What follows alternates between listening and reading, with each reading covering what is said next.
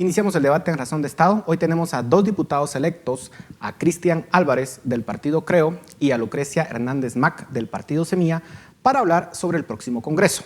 Bienvenidos ambos. Buenas noches. Empecemos contigo, Lucrecia. ¿Cómo enfrentar el reto de llegar al Congreso cuando se sabe que en el Congreso se compran voluntades con dinero, cuando pareciera que el crimen organizado ha tomado control del Congreso? ¿Cómo piensan ustedes afrontar ese reto? Sí, bueno, primero que todo, nosotros tenemos una legitimidad que nos ha dado el partido en el momento en que fuimos nominados por un partido sin pagar casillas. No tuvimos financistas grandes en la campaña. Entonces, como bancada, no tenemos compromisos con ninguna otra persona más que con la gente que votó y confió en nosotros. Esa es una primera, digamos, legitimidad que tenemos como bancada. De ahí somos una bancada de 7 personas, compuesta por personas profesionales con conocimiento, digamos, de leyes, temas sociales, políticos, etcétera. Y tenemos una agenda legislativa que ya hemos trabajado para poder impulsarla adentro del Congreso. Sabemos que, por ejemplo, mientras los planes de gobierno del Ejecutivo dependen mucho del presupuesto, en el caso de las agendas legislativas depende mucho del tamaño de la bancada, la disciplina de la bancada, pero también la capacidad de tender puentes, de generar acuerdos y alianzas alrededor de ciertos temas. Entonces, nosotros como bancada Semilla estamos ya haciendo un análisis de cómo quedó configurado el Congreso. Vemos una bancada fuerte por parte de la UNE y de ahí un poco más atrás viene Vamos. Y de ahí las demás bancadas son más o menos del tamaño UCN también logró. Y de ahí las demás bancadas son de entre 8, 7, 6, 1, ¿verdad? Para abajo, y tenemos que hacer un mapeo justamente de esas bancadas con quienes se compartan los temas y los intereses nacionales y con quienes podamos mover justamente. Cristian, la misma pregunta. Pasión. La respuesta es pasión por lo que haces, y la pasión tiene 2 componentes importantes: ideas claras y el corazón bien puesto. Pero a ver, ¿la pasión alcanza para enfrentar todas estas dinámicas terribles que se dan en el Congreso? Sí. Porque cuando tú haces algo por pasión y tener las ideas claras, es decir, el corazón bien puesto, sabes que no le puedes fallar a la gente que te ha votado. Y lo primero que uno tiene que hacer antes de ponerse a pensar en agendas legislativas y en acuerdos es en el comportamiento que va a tener tu bancada. Por ejemplo, es de vital importancia dar el ejemplo. Paso 1, tú tenés que decir quiénes van a ser la gente que está a tu alrededor. Es decir, te van a dar, digamos, recurso humano el Congreso, quiénes van a ser tus asesores. Y toda esa gente que te da el Congreso y que tú llevas como tus asesores tiene que estar a la vista pública y al servicio para empezar a combatir de entrada las plazas fantasmas dentro del Congreso. Y eso te va a permitir una cosa muy importante: que cuando vengan otros partidos a que tengan malas prácticas, tú les puedas decir con legitimidad que te la has ganado en el ejercicio de tu puesto, porque al final todos los que están ahí electos tienen legitimidad. Es decir, llegaron por el voto popular. Y entonces tú ahí lo que tienes que hacer es marcar una diferencia de los que llegan por el voto popular de alguna manera comprada y los que llegan con las ideas y el corazón bien puesto. Entonces ahí veo yo una gran importancia en, desde los primeros días, empezar a marcar honestidad, empezar a marcar transparencia y empezar a marcar que tus ideas van a ir de acuerdo a cierta línea de trabajo del partido. Bueno, nosotros sí tenemos una agenda legislativa ya definida, una agenda legislativa que consensuamos entre los diferentes listados de Movimiento Semilla. Esta agenda legislativa está basada en las 3 R's. Primero, rescatar el Estado, que incluye rescatar el Congreso. Segundo, es reconstruir las instituciones públicas. Y tercero, es responder a la población. Dentro de ese rescate del Congreso, nosotros como bancada Semilla vamos a tener un código de ética al que nos vamos a suscribir quienes somos parte de la bancada. También vamos a impulsar un código de ética parlamentaria y también estamos proponiendo tener una bancada móvil para poder fortalecer esa relación entre población, sociedad y sus congresistas, y también una plataforma que nos permita hacer una rendición de cuentas, pero también tomar retroalimentación de la población. Y solamente para terminar esto, ¿por qué lo digo? Porque los temas, especialmente los temas duros, como por ejemplo la ley electoral de partidos políticos, y que vamos a hablar un momento de eso, la ley de servicio civil, ese tipo de temas, la ley de aguas, son temas que no basta como verlos entre bancadas. son temas que necesitan un acompañamiento de la ciudadanía, de organizaciones sociales, de movimientos, de ONGs, para poder impulsarlos. O sea, tiene que haber como les dijera yo, una voluntad popular, así como una voluntad parlamentaria. Y antes de hablar de agendas, hablemos un poco de esa dinámica que se da en el Congreso. Por ejemplo, sabemos de reuniones que se dan fuera del Congreso, por ejemplo, entre bancadas, a espaldas de la población, y que no se sabe realmente qué se habla ahí, simplemente se llevan acuerdos y básicamente se impulsa dentro del Congreso. Otra práctica terrible es las reuniones del presidente con jefes de bancada, que también suceden a puerta cerrada. ¿Van a ustedes a denunciar ese tipo de prácticas o van a participar de ellas? Fíjate que el tema es, aparte de denunciarlas, porque denunciarlas se denuncian. Y eso lo denuncia todo el mundo sabe que ven los carros afuera y se juntan. Yo creo que lo más importante es regresar al hemiciclo, es decir, regresar a que la política se juegue sobre la mesa. Es decir, uno tiene que actuar como lo que dicen los programas, lo que le ofreció a su electorado, y así uno se comporta en el Parlamento. Hay que volver a tomar la palabra en el Parlamento, hay que volver a usar el Parlamento como ese medio de expresión de lo que tú crees, por lo que a ti te escogieron y de lo que tú representas. ¿La bancada de ustedes van a aceptar invitación del presidente para reunirse con él a puertas cerradas, sí o no? Pues a puertas cerradas, no, pero reuniones con el presidente, por supuesto. Por supuesto que los 3 órganos del Estado se tienen que estar juntando como parte incluso de tu función. Tú le tienes que preguntar al presidente, no puedes invitar al Congreso. Para eso hay jefes de bancada que van a juntarse con el presidente, pero lo que se llega a esos acuerdos se tiene que reflejar en discusiones en el Pleno del Congreso. Lucrecia, parte de la crítica que se le... O sea, están conscientes que el Congreso es el órgano tal vez con más desprestigio de todas las instituciones del Estado. Así es. Y parte de ello es que muchas veces los buenos diputados, aquellos que tienen cierta respetabilidad, pareciera que callan ante lo que está sucediendo allá adentro. Y eso hace que al final se les considere cómplices, que asuman el costo de esa mala imagen del Congreso. En el caso de ustedes, ¿van a denunciar las prácticas de sus compañeros? ¿Cuál va a ser ese rol? Totalmente. Bueno, nosotros por un lado queremos impulsar esto que hablaba del Código de Ética Parlamentaria, precisamente para cerrarle el paso a esas prácticas que supuestamente no son éticas, pero tampoco son ilegales. Eso hay que cerrarlo, y eso se puede hacer con un Código de Ética Parlamentaria. Se puede hacer también, pues haciendo digamos, si van a haber este tipo de reuniones, no pueden ser a puerta cerrada. Tienen que ser completamente transparentes y tiene que hacerse público cualquier, digamos, discusión o acuerdo que se pueda dar. Las reuniones a puertas cerradas son generalmente para transar y eso no debe aceptarse. Y yo sí creo que de alguna manera tiene que haber una revisión de las 4 funciones del diputado, ¿verdad?, del Congreso. La legislación, que hemos visto que el Congreso actual está legislando en contra de la población y no a favor de ella. La fiscalización, que hemos visto que se mal utiliza para extorsionar a los funcionarios, ¿verdad? Desde ahí se castiga al funcionario correcto y desde ahí se premia al funcionario transero. Estamos viendo también que están a cargo de la designación del Contralor General de Cuentas, del Procurador de Derechos Humanos, del Relator de la Tortura, y vemos a un Relator de la Tortura que ahora está defendiendo a Gustavo Alejos. Y estamos viendo también que son encargados del tema de representación. Y yo, personalmente, porque me tocó ir a miles de citaciones con este Congreso, vi cómo un montón de ellos venían y me decían, mire, usted solo es una funcionaria cualquiera, nosotros somos dignatarios, traemos bajo el brazo 20,000 votos. Y creen que por esos 20,000 votos y el principio de responsabilidad pueden hacer lo que se les da la gana y que tienen un cheque en blanco.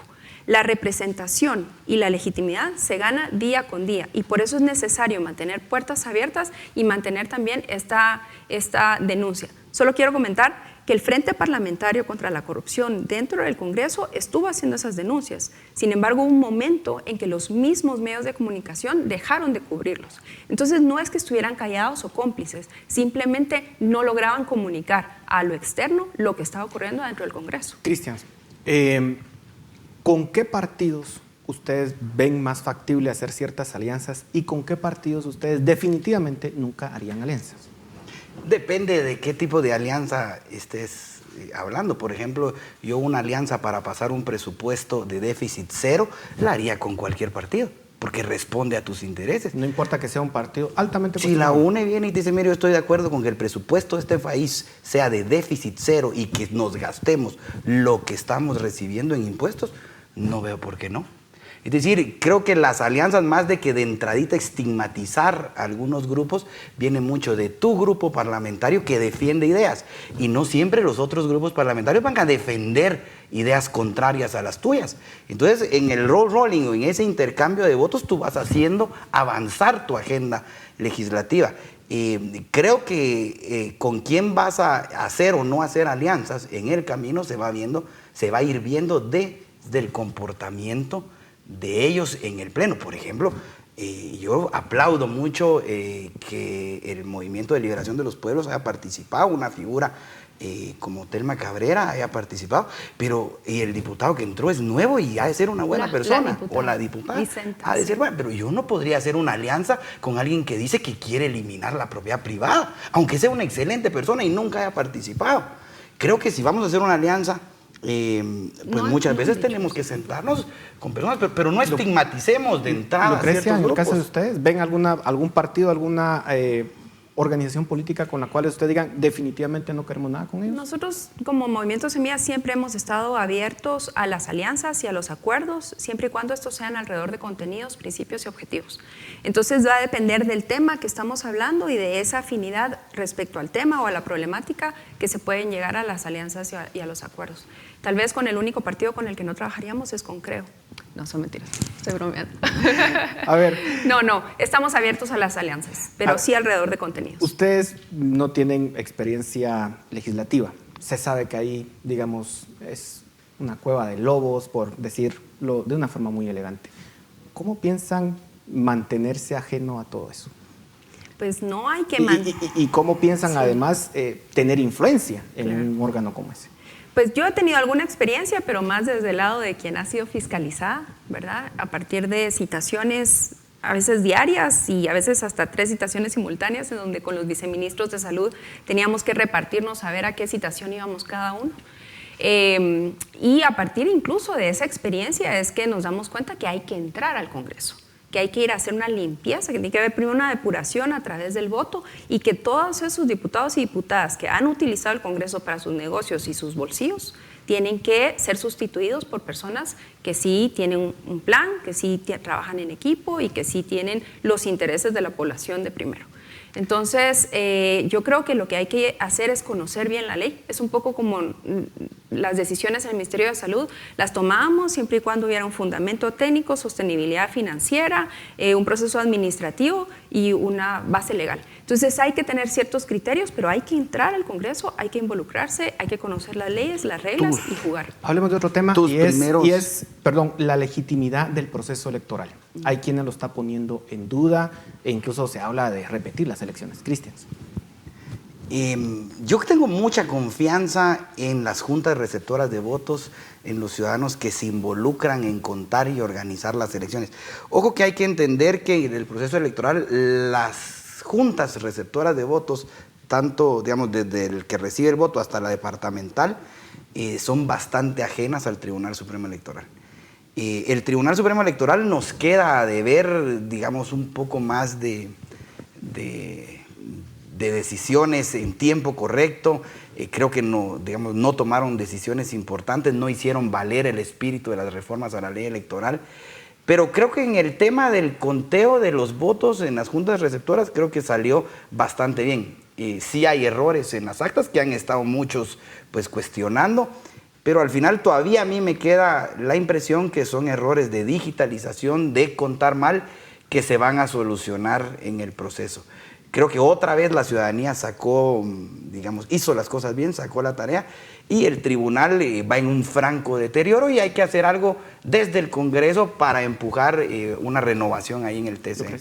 Sí, a mí sí, bueno, a nosotros nos preocupan algunos incidentes que han habido el día de las elecciones, ¿verdad? Incidentes que podríamos pensar que son aislados, así como estos problemas de digitación, ¿verdad? Que una cosa es el acta y otra cosa es lo que está ingresado en el sistema. Esas son inconsistencias que tienen que revisarse. No parece que haya una dedicatoria, no pareciera que hay, digamos, un plan de fraude en general, pero de todos modos el Tribunal Supremo Electoral está llamado a hacer una revisión de todo eso. A mí, sin embargo, lo que más me preocupa no es lo que ha ocurrido el día de las elecciones, sino todo lo que ha ocurrido durante la campaña. desde que el Tribunal Supremo Electoral no fue capaz de no inscribir a los tránsfugas y permitió que tránsfugas e incluso personas condenadas por narcotráfico estuvieran en las papeletas. De ahí todas las prácticas clientelares de acarreo, de compra de votos, de regalar láminas, de regalar cupones, etcétera, en donde el Tribunal Supremo Electoral se hizo, ahí sí que el loco, ¿verdad? Y se hizo el ciego ante todos esos señalamientos y esas irregularidades. Y no digamos también esos vacíos en las nuevas reglas a partir de las reformas del 2016, como por ejemplo el tema del financiamiento, el tema del plan de medios, que realmente no permitieron que hubiera una información suficiente a la población respecto a la oferta electoral. Entonces, las irregularidades que más me preocuparían a mí son las que ocurrieron durante la campaña, y esto se agrega lo que estamos viendo de las inconsistencias de digitación y otros incidentes del día de las elecciones. Ahora, la ley electoral, a ustedes les va a tocar que discutir. ¿Cuáles son los cambios que ustedes van a impulsar? Creo que es la principal discusión, digamos, de la siguiente legislatura.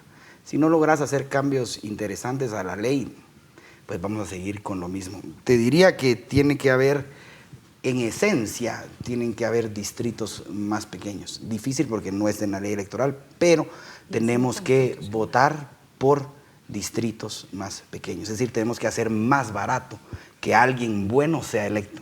Entonces, cuando tú tenés distritos más pequeños, una buena persona que ha hecho servicio en su comunidad, que es conocido, tiene muchas más posibilidades de llegar invirtiendo Ese es uno. menos. Ahora, ese es uno. Creo yo que es. ¿pensarían ustedes en el seguir problema con la limitación, por con- ejemplo, a la campaña electoral como fue en esta ocasión, o quieren hacer alguna Hay que modificación con quitarlo. eso? Digamos, eso resultó siendo un verdadero desastre. ¿Cuál cosa, perdón? Y, Las limitaciones y si a la seguís campaña con electoral eso, en términos de Del lo plan que... de medios. En el plan de medios. si Sí. seguís con eso, lo que vamos a tener son 3 o 4 partidos, digamos, tipo la UNE, pues. Yo lo que siento es que los distritos electorales va a estar muy difícil hacerlos más pequeños porque ya tuvieron un fallo negativo por parte de la Corte Constitucional. Eso está complicado. Lo que sí hay que ver son varias cosas. O sea, estamos hablando no solo de la cuestión electoral, sino también del sistema de partidos políticos. Necesitamos una reforma a la ley electoral en donde haya un aumento en la democracia interna de los partidos políticos. Porque lo que estamos viendo es que tenemos todavía partidos que son propiedad de alguien. Sabemos de los partidos como el partido de fulanito de tal, el partido de sutanita, no el partido que postula a alguien o a otro. Entonces, hay una necesidad de fortalecer la democracia interna, el financiamiento a lo interno de los partidos políticos, además de todo el proceso electoral, en donde definitivamente el Tribunal Supremo Electoral no puede solamente pagarle el 20% de pauta a los medios de comunicación porque no se inscriben y tenemos un plan de medios Y bajísimo. seguramente los vamos a invitar para discutir en detalle ese tipo de propuestas, pero se nos terminó el tiempo. Muchísimas gracias por haber estado en esta ocasión en Razón de Estado y muchos éxitos en este nuevo reto que están asumiendo. A Gracias. ustedes, muchas gracias por su atención. Nos vemos a la próxima.